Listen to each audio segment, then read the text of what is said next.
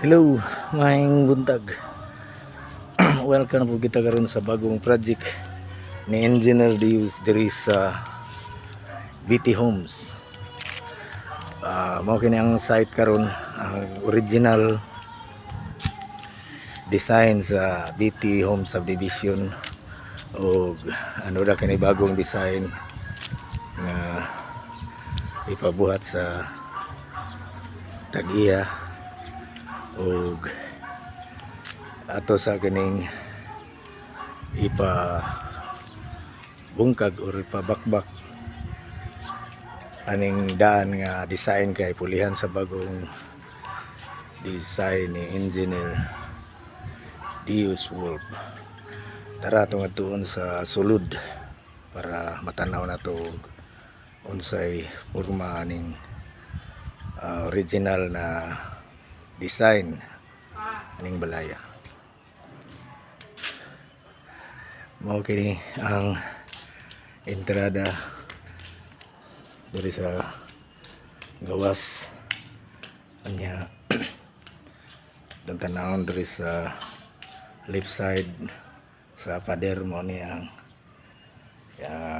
pinaka space to firewall na to sa pikas ato mo'y og atong atuon rin sa sulod mo ni ang main door.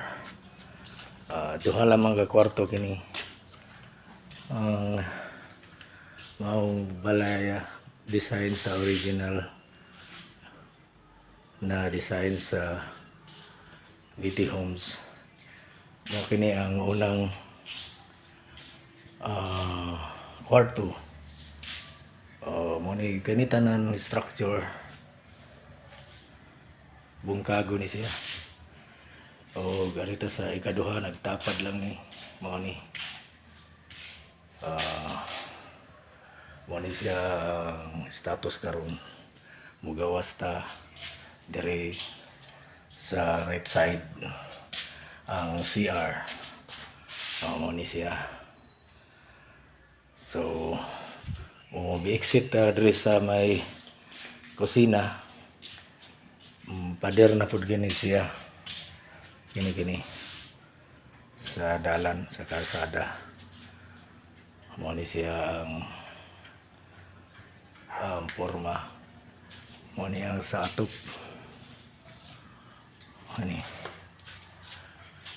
mo ni ang original ang porma karon. Kining tanan nga mga structure gubaon kini para pulihan sa bagong design ni Engineer Dius Wolf. Ni gawas kita o atong kuhaan ng diri sa kilid nga bahin kung musulod ka ning balaya sa left side mo ni ang porma. So karon atong makita kung unsay nakalahi sa bagong design ni Engineer Dius Wolf. Mo ni ang porma kung musulod ta diri sa atubangan niya ang gate mo na siya. So pag sulod nimo sa gate tingunaan niya ang plaster. So karon kinintanan gubaon ni siya. Mulahi na po ang design ani. So para masubaybayan na to kung unsay porma ning balaya hangtod mo man i-subscribe ang Engineer Dius Wolf and Rings Design. Pakipindot po sa notification bell para ma-update mo ini na ay bago update ani. Okay, so katulang sa bye bye mayong buntag.